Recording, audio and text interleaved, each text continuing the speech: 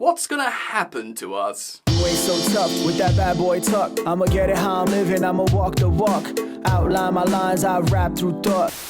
Hey guys, what's happening? Welcome back to Football Therapy with me, your host Jan. I hope you're doing well. I really do hope. I hope you're doing well. I really do hope that. Welcome back to Not Chelsea News, I guess a talking point video. Context: the recent and most latest blunder in Chelsea's season was, of course, dropping points to 10-man 19th place Burnley at home. That didn't even have their manager on the touchline because he was sent off, understandably, because they had what I deem an incorrect decision go against them, of course, giving us a penalty and having a player sent off. Maybe, on another day, probably Burnley defeat Chelsea at Stamford Bridge. We're going to really dig deep and dive into it today, because Pochettino is coming out with comments about how the data suggests we should be a top 4 team. The Times are reporting Chelsea are willing to sell Reece James. And what's happening? What is happening? Well, hopefully I can help you navigate these tough emotions today in this video. So thanks for joining me, guys. I thank you for the support as always. If you dig the content, you can let me know. It's easy, just drop a like on the video, and you are welcome to subscribe. Should you choose to do so, hit the bell. Alright then, let's get into it. We'll talk about Reece James in just a moment, but let's reflect quickly on that draw yesterday. Of course, I did do a complete breakdown match review straight after the game yesterday, so do go watch that. If you want to see me losing my mind, look, I'll get out of the way. Mitigating circumstances, injuries, Petrovic literally chucked one in his own net, which is so annoying, and he's been so good this season, but like, we've been so forgiving to many players, haven't we? Like, yeah, but they've been good, but they made that big mistake. Why does everyone have to make a big mistake each to cost us a game? Just stop doing it. I know they're all young, and Petrovic is young as well, but ugh. Look, man, there's mitigating circumstances. It's a young team, there's unprecedented injuries, something's wrong with the medical department at Chelsea that apparently is being investigated. But I'm not happy with the manager. I'm slowly losing it a little bit. Look, I have always been very transparent. I never thought Poch was the guy. I thought he could be the guy before the guy. But he's not even seeming like any kind of guy that I am happy with at the moment. I do genuinely, and I try and not be emotional about this and look at everything a little bit more philosophically or stoically or whatever, right? I do genuinely feel quite sorry for Pochettino in many ways because it's such a tough job. But, you know, he came in, you know, swanging, saying that, yeah, it was Chelsea, we're going to win. Obviously, he got briefed on that, but maybe he knew behind the scenes it's impossible to win because we've got this impossible job. I'm not saying he should be sacked and bring another manager, because despite me feeling emotional yesterday, I just don't think it would achieve anything. But I can't be happy with this managerial performance, especially considering how bad we are without the ball. Yes, that was a terrible performance from Disasi and Badiashile, but they are being coached by our coaching staff, right? They can get better by being coached, right? And generally, we were so bad without the ball that it makes you think, we're going into April now, and we're doing that. Now, it's not been like this all season, because had it had been, he would have been sacked. We've had some high-profile results, as in positive results, and there's also been really intriguing tactical setups, like a few throughout the season, where Pochettino's got it bang on, you know, setting up against certain opponents and doing it the appropriate way, executing a plan and delivering, and ultimately getting what would be, in many cases, a positive result. It's happened this season, but when I see performances like that and so poor without the ball, like, I start going into my own darkness. I posted on my Instagram a picture of Jose Mourinho. Now listen, stop, listen. I absolutely think Jose Mourinho as Chelsea manager would be a disaster for a multiple amount of reasons, which I've stated in terms of, firstly, I think he's kind of washed, you know, now. I think he's the most blockbuster and most interesting, and in many ways, best coach of all time because of his story around Europe. But he's just not the figure you need right now with a bunch of these kids. We look at his whole history, body of work, how he needs to communicate with owners, how he needs senior players and high wages and just for a bunch of reasons it would destroy the project. And many of you might go, well, screw this project. You can't. We've invested all this money into this project now. We're stuck with it and we have to keep nurturing it because we're already in trouble potentially with PSR rules. More on that in a moment. So you have to stick to your guns. You can't bring in a Mourinho, rip everything up and buy him expensive players. It can't happen. But yesterday, when I was watching that performance and I was thinking like, God, you know, what if they sack Pochettino, will they bring Lampard in again and he just wins one game to the end of the season like he did last campaign? You know, you brought him in for vibes to try and perk us up for the Champions League. What, are you bringing Lampard again for vibes and try and perk us up for the FA Cup? It's the same players. And just as we got eliminated by Real Madrid, we'd get eliminated by Man City. So yes, obviously no Frank Lampard interim manager is a solution here. But I started thinking maybe Jose Mourinho as an interim manager and just play Brexit ball. Play really tight between the lines, play disciplined without the balls like classic Jose Mourinho, and don't give up chances. And, you know, even if we only score a goal a game for the rest of the season, maybe even not a goal a game, just don't concede. Stop conceding! Then, you know, maybe that would work. It would be interesting. Obviously, it's silly because A, Mourinho would never take an interim job. B, what if he wins the FA Cup? What do you do then? You know, do you feel tempted and pressured to go against your plan and give him like a 1+1 deal? Do the match-going fans fall in love again with Jose and say, oh, you have to keep him, and it does threaten the whole investment and project? Do you see what I mean? So it's a silly idea. And even I get emotional sometimes. The thing is, man, there's just no other manager, you know? It's such a difficult job that the kind of manager to take on isn't just... people would say, look at the money you spend, look at all these great players, Stamford Bridge managing Chelsea. Why would, you know, look at the leeway you get, how badly you can perform and still not get sacked, you know? It's just such an impossible, tough job. I've got to be honest, man, I don't have many positive things to say, because I was feeling pretty positive a couple of days ago. I made a video about how Chelsea can finish top 6, and this wasn't... I did a video of the league progression, basically. I sort of said, don't worry about the FA Cup, you know, if we beat Man City, then we've got a good chance of winning it. But I sort of put that to the side. I was like, yeah, let's not talk about the FA Cup. Let's look at the league. Let's look at the points we could generate. But, you know, Burnley at home was like, 3 points. Get that out of the way. Like, you know, slap that out of the way and don't even think about it. Like the same you would with Sheffield United. Burnley at home, especially the fact how they can't even play David Datro Fofana, who's looking like their goal-scoring sort of saviour. When you're like absolute given like that ends up blowing up in your face, then that whole video I made, I was like, well, right, chuck it out then, like flip the table upside down, do you know what I mean? It's tough, bro. Maybe we'll do better against better teams. Like Pochettino seemed very upset. I know he's come out with these comments recently as well and said, look, we should be in the top 4 of certain data metrics.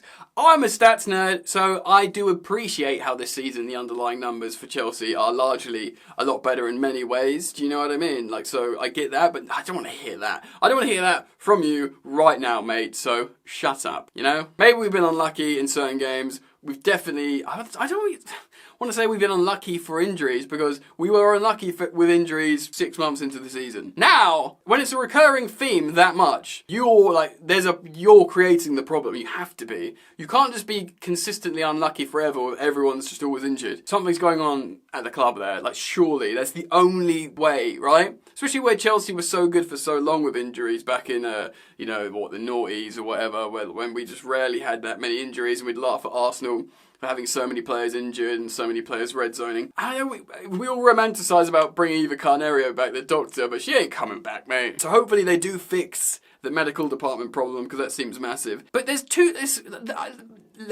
last season, right, mistakes were made. There's too many players in the dressing room, too many players on high wages that didn't want to be there. You know, Potter wasn't the guy, and there's too many managerial changes. Lesson learnt. Summer comes, you get all the, your Ziyech's and your Lukaku's out who don't want to be there. Aubameyang goes, your Koulibaly's, do you know what I mean? They really go for it, cleanse it. Young squad, dynamic, bring in a manager. We've learned our lessons and we're going to sort of creep up the table now. Oh, but we've been so unlucky again. Look at these certain moments in games with these individual errors. Rob Sanchez passing the ball to Declan Rice when we should have beaten Arsenal. Petrovic chucking one in his own net. Disasi scoring an own goal. Just so many individual errors. Well, these are young players. Although Disasi definitely doesn't get the young player excuse. Look at all these individual errors. Oh, how can the coach account for that? And there's a bit of that as well. well, unlucky with this, unlucky with that. But to have like literal consecutive seasons when you're like, look at this big whole unlucky season for a bunch of reasons. Look at this big whole unlucky season for a bunch of reasons. Nah. Again, I do have sympathy for the gaffer. I do think he's done a lot wrong though, and as time goes on, I just don't want him to be Chelsea manager anymore. You know, I've never been really emotional one way or another. Like I said, he wasn't like my guy. I was like, yes, we got Pochettino. I know Matisse was calling out for him, but understandably, he's turned on that opinion. But I don't really have like a guy I'm advocating for, so I was just looking at the entire club and seeing what needs to settle. I'm trying to work it out, bro, but it's hard. I think we've got a pretty good squad, missing maybe a couple of senior players, but really it's that medical department, and maybe we do need a defender. Like, their defence was so poor yesterday. As well, it's worth noting that when the defenders do something silly and concede goals, your confident, free-flowing attackers, like Jackson wasn't very good yesterday,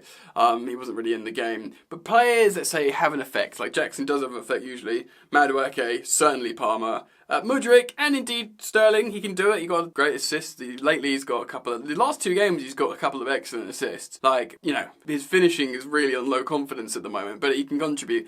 But when attackers do well, Chelsea score way more goals this season than we did last season, but when something silly happens at the back and the pressure then applies onto these young attackers, then they can't focus, and essentially their good work has been undone. And because they're like, you know, not like Michail Antonio, who's, you know, a good journeyman striker, he'd probably go on and score the winner because he's, you know, a big boy. Do you know what I mean? This is why we're looking at a senior striker. It's just, again, but it's more excuses, more problems. I feel like personally, we're just too good to be this bad. Does that make sense? We can't be in the bottom half of the table in April after that amount of money. Like, no matter what mitigating circumstances, and they are loads, we have to be fair. Like, we have to be fair. Still, that is an underperformance from the manager, and, you know, I'm not calling for him to be sacked, although I wouldn't really care at all at this point, because it's not going to do anything, but I've lost hope in him. You know, I haven't lost hope in Chelsea, because I think purely on the premise of the intentions, they'll keep sort of trying. You know, they're not allowed to they're not asset stripping, they're not taking dividends, and they're investing in the club. That is an intention for Chelsea to progress and do well. So I have to still hope